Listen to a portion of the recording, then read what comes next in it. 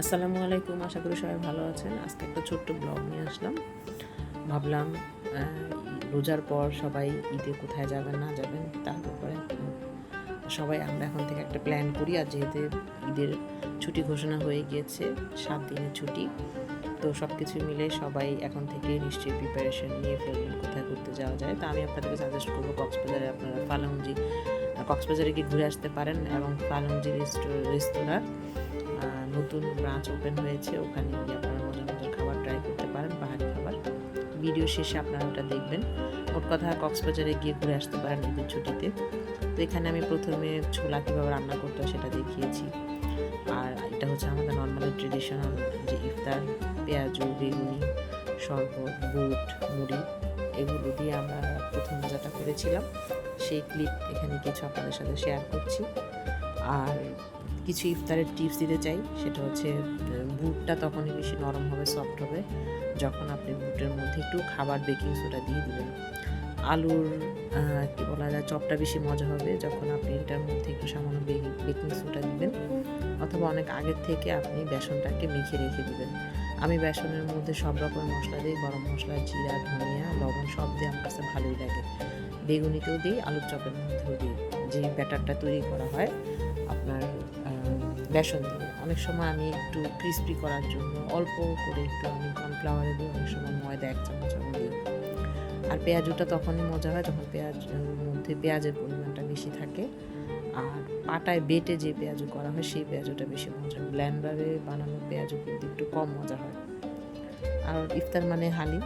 আর যেদিন আমি গরুর মাংস রান্না করি, একটু মাংস আমি উঠিয়ে রেখে দিই যাতে পরের দিন আমি একটু হালিম রান্না করতে পারি। তো ঠিক সেরকমই করেছি, গরুর মাংস রান্না করেছিলাম, তারপরের দিন আমি সেটা দিয়ে আবার হালিমও রান্না করেছি। তো এটা হচ্ছে আমাদের প্রথম দিনের ইফতার, দেখতে পাচ্ছেন। আর যেদিন আমরা হচ্ছে ভাজা পোড়া খেতে ইচ্ছা করে না, সেদিন ডাইরেক্ট আমরা ভাত খেয়ে ফেলি মাছ দিয়ে, অনেক সময় বিরিয়ানি করি, অনেক সময় খিচুড়ি ডিম ভুনা করি, আবার অনেক সময় দেখা যায় মিষ্টি জাতীয় কোনো আইটেম করি। তো এখানে আমি পেঁয়াজুটা বানিয়েছি, সেটা আপনাদের সাথে শেয়ার করলাম। পেঁয়াজুটার মধ্যে আমি পেঁয়াজ দিয়েছি, পুদিনা পাতা দিয়েছি, ধনিয়া পাতা দিয়েছি, আর সামান্য ধনিয়া গুঁড়া দিয়েছি, লবণ দিয়েছি, কাঁচামরিচ গুঁড়ো দিয়ে ভালো করে মেখে রেখে দিয়েছিলাম।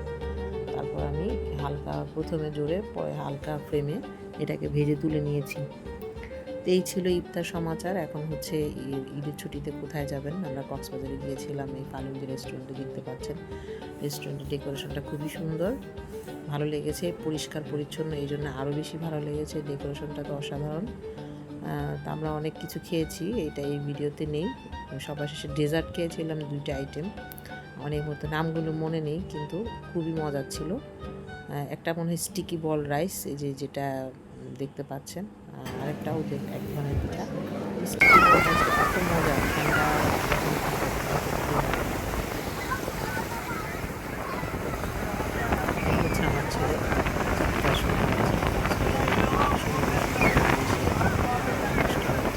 তাই বলছি ঈদের ছুটিতে অবশ্যই সবাই কক্সবাজারে যাওয়ার প্ল্যান করতে পারেন।